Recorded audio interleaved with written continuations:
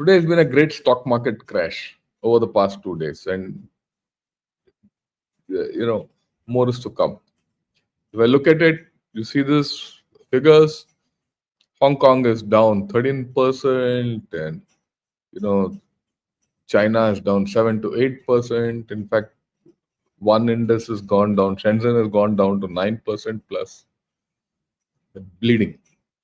There's blood overall in the stock markets, and those of you who are invested in markets will understand.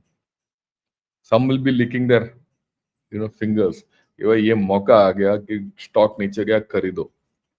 But look at it from a different point of view. We're not talking of that. What does this tell you? Let's look at it geopolitically. What does this tell you? Countries which were over dependent on trade with USA, who are manufacturing and sending everything to USA, completely integrated with the globalized system, they've been hit. It actually tells you how dependent you are on USA, depending on where you are ranked here. Look at this. Here, India, the stock market went down only 4%. In fact, not 4%. By the time the markets closed, it went down only 3.2%. Some recovery also has taken place. So that tells you how dependent India is on USA. If suppose tomorrow something happens in China, we'll be even more independent. So it actually tells us there is a certain amount of insulation from these large things which are happening. People who are more globalized, are hit. If I say that's the minimum thing. Okay. So in this kind of a thing, is there reason to think positively? I think there is. It tells you something. Because stock markets don't tell you the whole story, but this overall it's barometric effect. It tells you that India is in a good spot amongst this tariff story. Yeah, you'll find on Twitter people talking of what the Prime Minister is doing. He's doing nothing. The opposition is up in arms. People saying he's not saying anything. Yeah, what does he have to say? He has to say nothing actually. Okay. And tariffs are going to hit our exporters. Yeah, well, all that is chatter. So let's analyze this. If you analyze it, a story emerges. And that story is what we're going to discuss. And of course, we'll get to Iran a little later. Okay. Now, this is what Mr. Donald Trump has put out today. So I'll enlarge it and then read it out for all of you. Oil prices are down after his, Trump thing, whatever, his tariff or reciprocal tariff. Interest rates are down, right? Food prices are down. There is no inflation. And the long time abused USA is bringing in billions of dollars a week from the abusing countries on tariffs that are already in place. This is despite the fact that the biggest abuser of them all, China, whose markets are crashing, just raised its tariff by 34% on top of its long-term ridiculously high tariffs. This is plus. Not acknowledging my warning for abusing countries not to retaliate. They've made enough for decades, taking advantage of the good old USA. Our past leaders are to blame for allowing this and so much else to happen to our country. Make America great again. Very interesting, tweet he's put out. Okay. What did he say? He says, China is 34% plus what is existing. And China had pretty high tariffs on many American goods. Okay. So actually this one thing, turns the entire tariff equation on its head. People say, look, America shouldn't increase tariffs. It's not good for American economy. maybe. But if China has high tariffs, we have high tariffs. Isn't has it not been good for our economy? So what's good for the goose is good, same for the gander. So this is the story. So we have to understand it from that principle. And what's more important is I'm not interested whether tariffs are up or down, whether China has hit or not. What is it for India? भाई देखो, Donald Trump ने पीछे हटना नहीं है. ये तो करेगा. Whatever he has to do, he'll do. He's done, and he's not going back. And you see, this tweet is just about in the evening, which is given out. Now, after this, the European Union has now said we'll do 0% to zero tariffs. Taiwan has already said no, we will invest in USA. Others will follow suit. Those who are dependent on the US system, those who are US allies, will go back to Trump and say this thing. And he has already said 50 countries are already speaking to us for negotiating with tariffs. India has already started it. India started this before.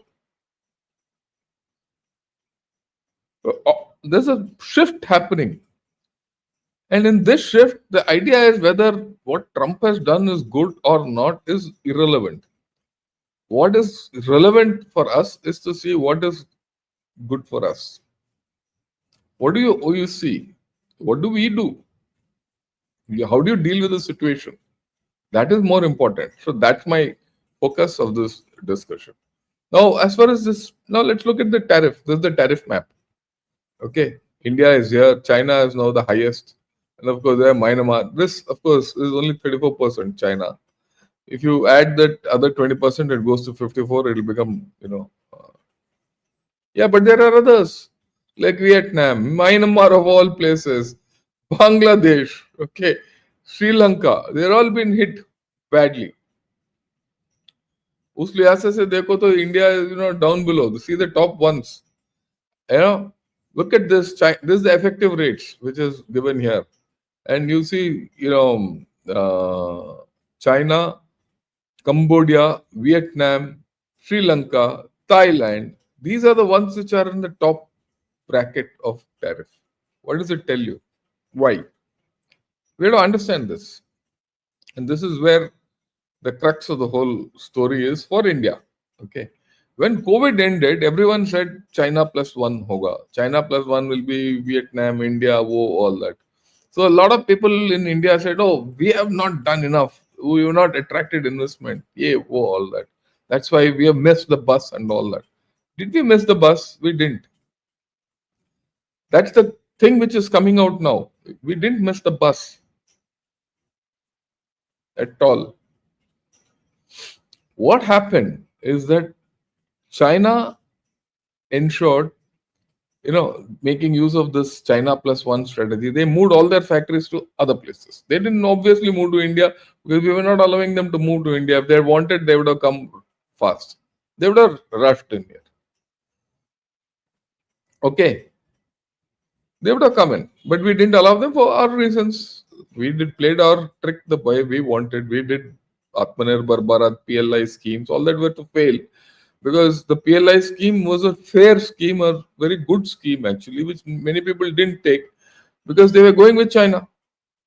They were all going with China. They found it convenient to buy Chinese factories to shift to Vietnam and export to USA.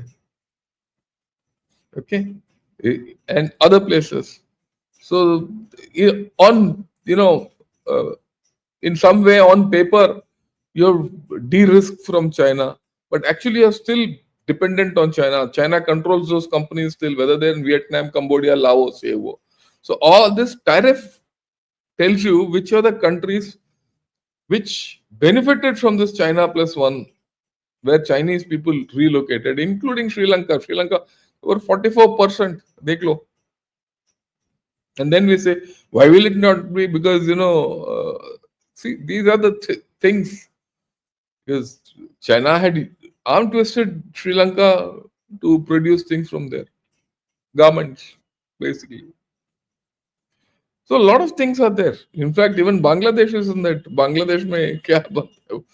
So the point is that this tells you that the China plus one or China plus 2 plus whatever the nonsense, is all nonsense, real nonsense. It never worked. China undercut the whole system. Okay.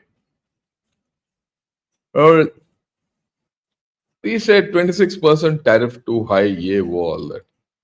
Someone did a back of the envelope calculation. Nominally, with those items which come under tariff, we export about 71 to 75, $77 billion to USA, and we import $42 billion. That's the macro issue. But we don't, that's not the sum total of our export. Our export is quite a bit. Have a look at it, I'll make it bigger. Okay, you see this thing, the sum total of our export is quite a bit. I know this figure don't come. That is somewhere in the region of some 400 odd billion dollars. Now, in this, there are three things which are, exempted.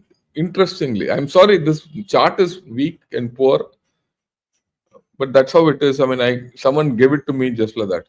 So, what is there? Pharma products are exempted. Minerals, fuels, and some products are also exempted.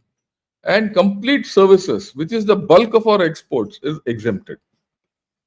Okay, that's $375. Billion dollars plus another 12 billion. That's about another 13-14 billion from pharma and minerals, which are exempted. So nearly, if you look at it from that point of view, nearly $400 billion are exempt. So what's your problem? You're only paying tariff on a small amount. Yeah, for the guy who's paying tariff, wo to 26% hai, wo to, he is not happy. Okay, now the next thing, let's look at a few things which are, gone, where you have to pay. Pearls, gems and jewelry and all. That's the first line. Okay, again, I'll make it big, yeah. Okay, that's the first line, sorry. That's the first line. That's up 26%. But the thing about this pearls business is no one else can make it. This is your traditional sector where you're good. And then you can't, like, for example, diamond cutting, which is a specialty in Surat. It doesn't get cut anywhere. Diamonds from all over the world come to Surat to get cut and go out. So they can't go anywhere, no? So that 26%, pay. People who want to buy diamonds will pay for it. Okay. Same. Okay. Then you look at, garments. Again, garments, garments. Well, everyone wants garments, whether you like it or not, everyone needs garments. Okay. So if you need garments, you have to, 1 minute, sorry. Exit full screen. Yeah, sorry. If you need garments, you have to wear. And you have to export from somewhere. USA is not going to make garments. Okay, but here, what is there? You get hold of others. Who are the garment exporters in the world? Bangladesh, Sri Lanka, okay. They are on a higher rate of tariff. You are on a lower rate of tariff. Use this differential tariff. Get them all together. You become the hub of garments. That's the big thing which you get, isn't it? So why crib about it? I look at it this way. You are faced with a situation. If you are faced, with the adverse situation, if you are faced with the adverse situation, face it and do something about it. Let's make a plan. Like, you need to have your own strategy to get out of this nonsense. That's what my view is. Okay. 1 minute. Yeah. Okay. Now, this is a small clip. Our president has gone to Portugal. Just see what the president of Portugal has to say about India.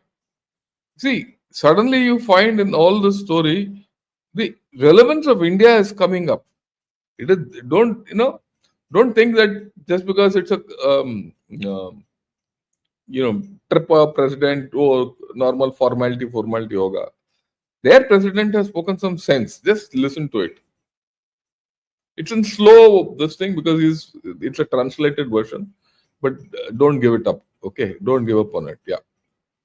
This visit takes place in an international moment that is quite challenging, a moment where multilateralism and the international system based on rules and the respect for sovereignty and territorial integrity, the belief in the increase of common prosperity through uh, free trade and the need for fighting climate change, all these principles and all these values are undergoing a crisis because they are being put into question. The role of India is crucial. It's the largest democracy in the planet. It's an economic power that is huge with an important role and a multilateral system, as the recent presidency of the G20 has shown. Hence, Portugal has always advocated that India should be in the reform of the UN Security Council, that India should. So very interesting. He's made 2 points, two major points. He says, look, the international system is being broken by those people who made it. Well, he's just made. And then he says, in this context, I've not played the in written. In this context, the role of India will be important. And India is a superpower, and India has got a long thing to do. I mean, big responsibility to do, and it has the capability to do, as we saw it in G20, and it should become a permanent member of the Security Council. You forget about the Security Council, but if you see this in context, I didn't play the whole thing out. It's a clip for about 6-7 minutes. Many other points are there. I played out only the important thing. So there is a important issue in this whole story. Okay, now let's go ahead. Okay, now what does JD Vance say? He says we must take back every piece of US land controlled by China. Not a single blade of grass should be theirs. Very clear. I mean, the focus on China is very clear on this whole story. You saw what Trump said. You saw what someone else is saying about India, what the vice president is saying. And von der Leyen, Ursula von der Leyen, I just heard that about half an hour back, she said zero tariffs. हम तैयार हैं भाई. And बाकी भी, Taiwan also has said, I told you. So things are changing. Things are changing at pace. It's only USA which is hit back with a tariff, counter tariff. Oh, sorry, China has hit back with a counter tariff, and Trump has made a mention of it already in the crosshairs. Okay, what should we do? That's the question. That's a $1 million question, which I think we need to look at. 1 minute. Okay, what should we do is a question. Like I said, that China plus one model with Vietnam, Cambodia, Laos, Bangladesh, Myanmar, and Sri Lanka and Mexico is now completely finished. That supply chain is going to break. It's going to break. So if that's going to break, what are we going to do? What is India going to do? It's a great opportunity. Globalization is sunk, no more. You'll see that the richest and the biggest market will dictate terms. USA. If US market is denied to China, China is sunk. More upheavals are on the cards. Let's be very clear about it. This is not a Sarvadesh Sarvarog Nivarni. One size fits all. It's not going to happen. There's more upheavals will come. I expect by tonight, when the New York and London stock exchanges and all open, they'll drop even more. And tomorrow you'll find our stocks going even more down. But we'll stabilize. I am very confident of it. Okay.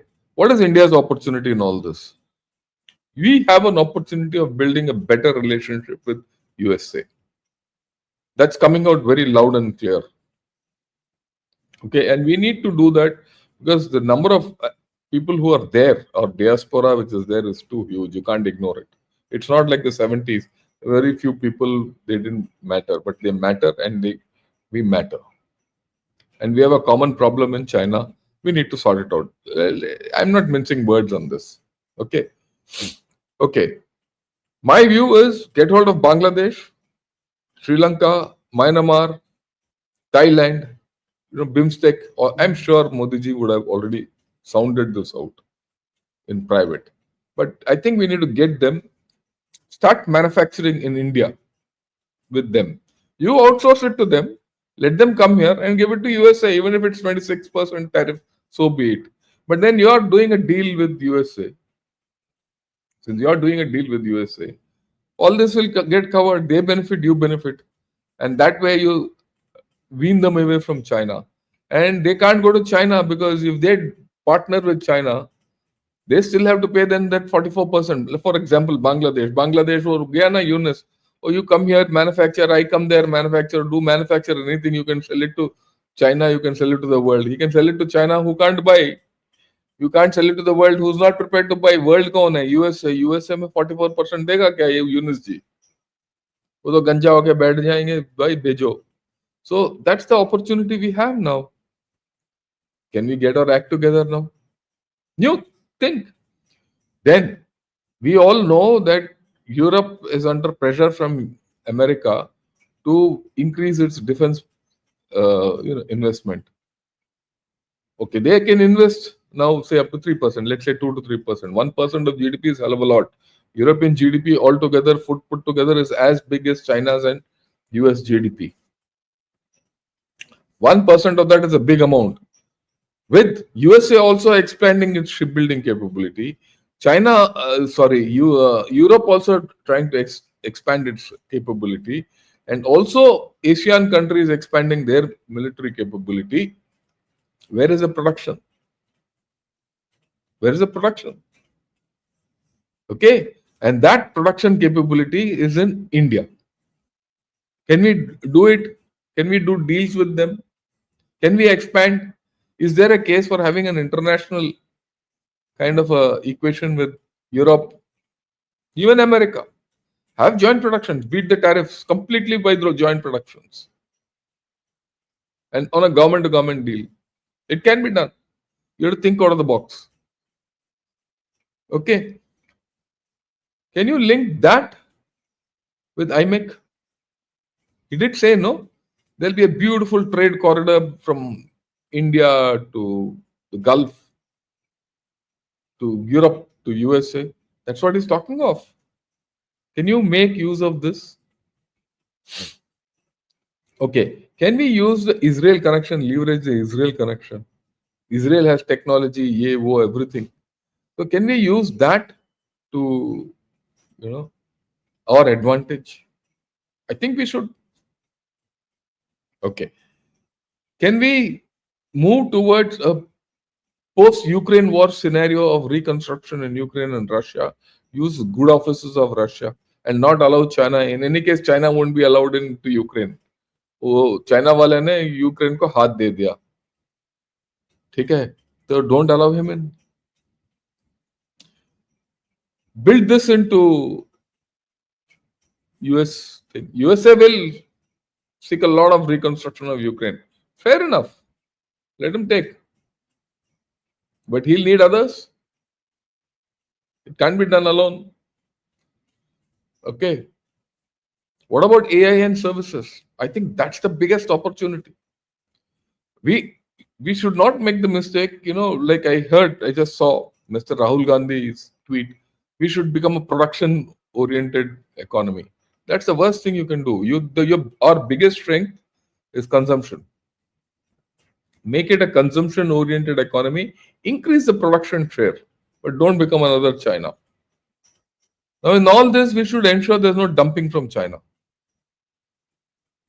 Okay, no dumping from China at all. And put China on a hold. All the cake cutting, China और India के बीच में, उसे भाई आप cake ठीक है खा लो, आराम से पेल लो और बैठ जाओ. Don't do anything unnecessary in that. Okay. Now, I'm going to show you a clip. A lot of people are asking some questions. I'm going to show you a clip which I got of a common man. What's his impression? This fellow is not an American. He is not a Indian. He is not a Chinese. I think he's a European. Just listen to what he says. It's a very, to me, it sounded very nice. Whatever you think of Trump, his economic plan makes complete sense. The US has 36 trillion in debt. In 2025, they will spend 6 trillion, but will only collect 4 trillion in revenue.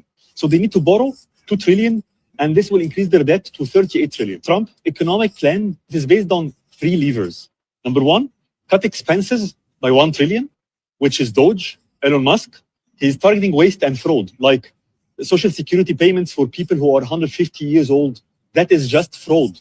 2, increasing revenue by 1 to 2 trillion through, number 1, tariffs. They will increase tariffs from 50 billion to 500 billion target. People will say, but other countries will retaliate. They will not be able to do it. The US is the biggest customer on earth. They consume 20 trillion every year. They are the biggest importer. They import 3 trillion every year. Plus, the current tariffs is actually not fair.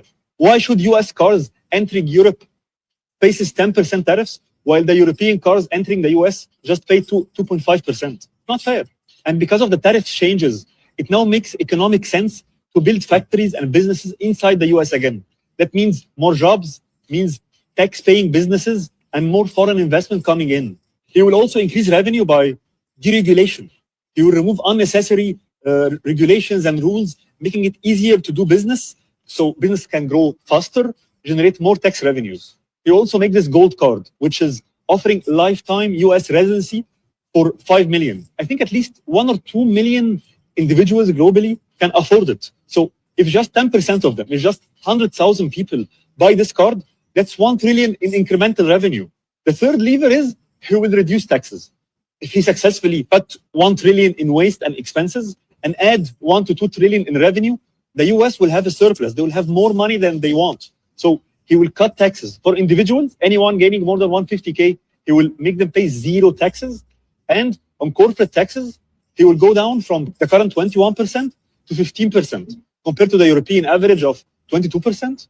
France average is 25, I think, and Germany is 30. So at 50. Oh, sorry. Whatever you think of Trump, his economic plan makes complete sense. The US has 36 trillion in debt. In 2025, they will continue pushing for real reform, or are they talking about non-relevant side topics? And let me know if you think Trump plan is bad. Let me know why, because I think it is just common sense. Whatever you think of Trump, his economic. Okay. So he says, whatever Trump is talking is all sense. It might be so. I mean, this thing. So there are 2 sides to this whole story. And the whole thing is playing out. It will take time. Whatever Trump is planning is not going to happen overnight. It's going to take time. Okay. And we'll see. This is just about a week old. And we'll keep track of this. What we need to do is look out for ourselves. And what we need to do is keep China at bay. That should be very clear to all of us. Okay.